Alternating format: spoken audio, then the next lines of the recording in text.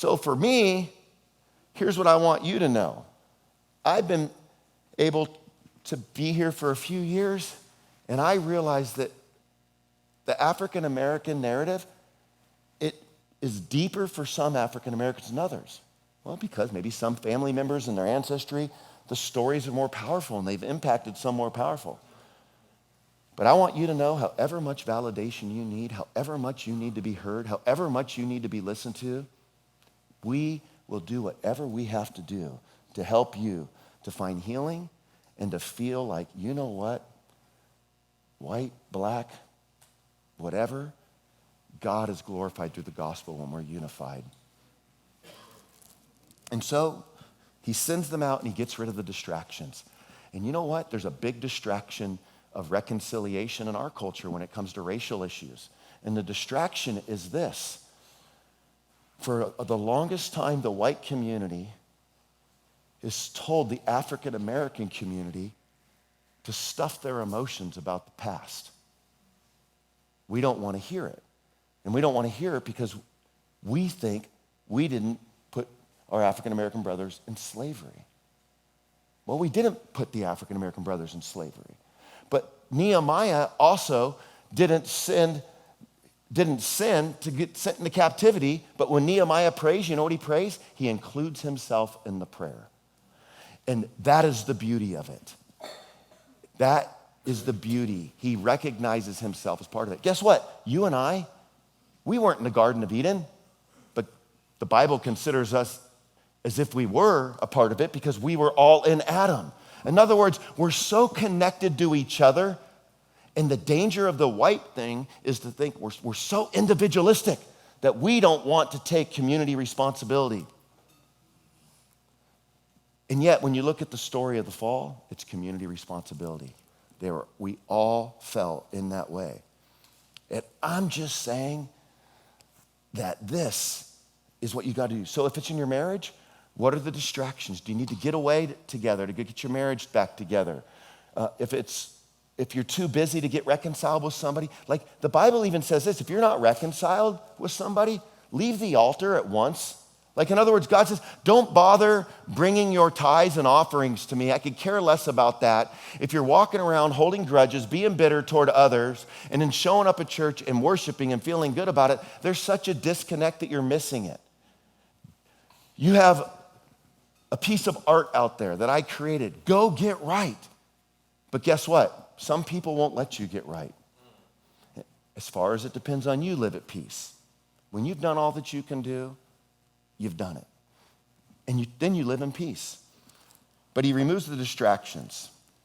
Secondly, you want to engage your emotions without stuffing them. Verse 2, and he wept aloud that the Egyptians heard it, and the household of Pharaoh heard it. And Joseph said to his brothers, I am Joseph. Oh my goodness, can you imagine? What?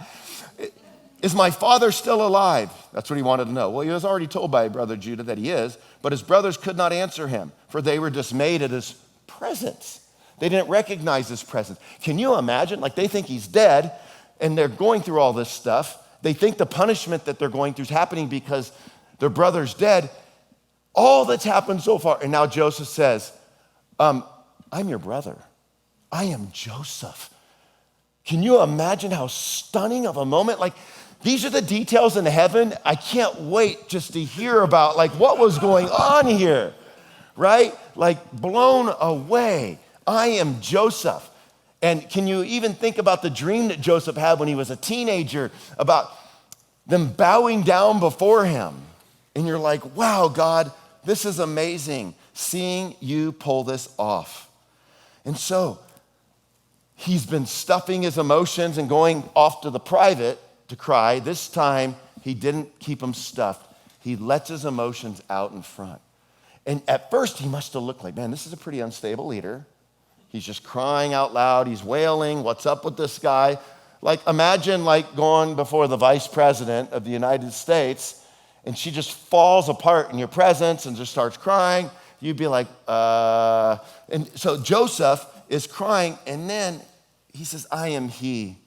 And man, all that pain is just flowing through his tears.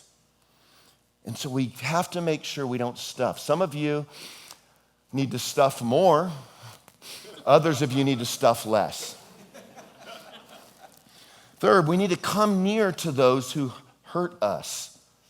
In verse 4, so Joseph said to his brothers, come near to me, please. And that's what reconciliation is. It's a coming near. And in a similar way, right, this is what's beautiful. We're coming near each other at Image Church despite our pains. When we get in arguments in our marriage, do you ever just kind of go to the other room and shut the door? That's okay for a little bit, just to think so that you don't say the wrong thing. But we need to come near. We need to come close. But our trauma and our hurt and our pain will say to us, remain disconnected. Don't come close. And so the great reveal happens. I think about when I was pastoring at Life Fellowship and Roland Martinez, some of you know Pastor Roland, and Roland is a sweetheart, and pastor, a loving guy, and I remember wanting to play a trick on him. Dad, you'll remember this, Chase. And so we played this prank on Pastor Roland, and if you know me, I'm always joking around and horsing around. I'm usually just setting you up for a laugh of some sort, just because I like doing that stuff, right? We bond that way. Well, I told Roland, I said, man, we got a phone call from a guy named Chase. Unfortunately, he's got some deep issues. He really struggles going in public, exposing his face. He has a lot of shame around that. So he wears a paper bag, and he's cut a couple eyes in the paper bag. I don't know if you've seen the guy around public. It looks odd, but he's been walking around, and he wears this paper bag over his head. Well, he called, and he felt like he needs to talk to us, and I'm not able to meet with him. I was just wondering if you would talk to Chase. He feels like he needs the church to help him to remove this bag so he can go and be seen in public. And so he's like, oh boy. So we set up an appointment for him with Chase. I had my secretary arrange it. And so we had it on the appointment in the books. And then we're like, let's cancel on Roland. We're like, Chase couldn't do it, Roland. He had to pull out. We had to reschedule. So we set up the appointment again for a couple weeks later. But Roland has no idea that I'm Chase. And so Roland comes out of the office one day for his meeting with Chase because my secretary reaches out and says, Roland, Chase is here. And so I'm sitting in this chair, right? Now you got to picture a brown paper bag, and I'm wearing different types of clothes, and I'm looking disfigured so he'd never notice me. I'm looking this way, and he's going to come around a corner, and I'm going to go, right? He's going to see Chase. And Roland comes at me and says, how you doing, Chase? Good. He said, come with me. And so I'm walking, I'm kind of walking with him. And we're going back to the counseling room. And I got this paper bag walking through the offices. And I sit down in front of Roland. And Roland looks at me. And now I'm in stitches. I'm laughing so hard on my inside. But I pretend I'm crying due to my trauma of not being able to get the bag off. And I get these, all you see, and I know Roland, so I know he's thinking, like, kids, please understand, what the hell is wrong with this guy, right? Like that kind of a thing, right? And so he's like, it's bad. You'd be thinking, this guy's unstable, right? And so I always would like to give Roland the more difficult ones. Like there was a guy that was struggling wearing his wife's dresses and wearing her clothes. And so, Roland, why don't you take that one, bro? You would have these different kind of conversations that would be going on. But nevertheless, I'm sitting there and I'm dying. And so Roland's like, well, so what brings you here, Chase?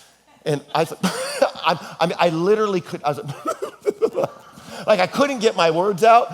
And so eventually I just had the great reveal. I took the bag off. I am Bobby, right? And man, he's like, no! It was the funniest thing ever, right? The great reveal. He had no idea. He couldn't recognize me. Well, I am Joseph. The great reveal. The difference is, this was not a joke.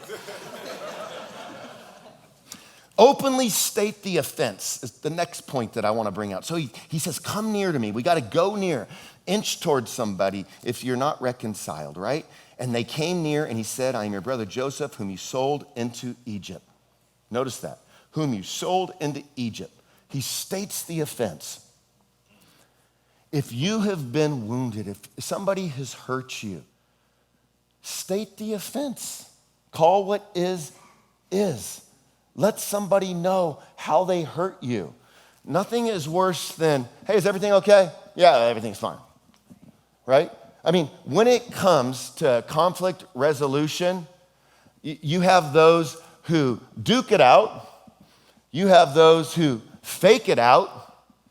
I'm fine. You have those who hide it out. And you have those who work it out. Are you a duke it out person, a fake it out person, a hide it out person, or a work it out person?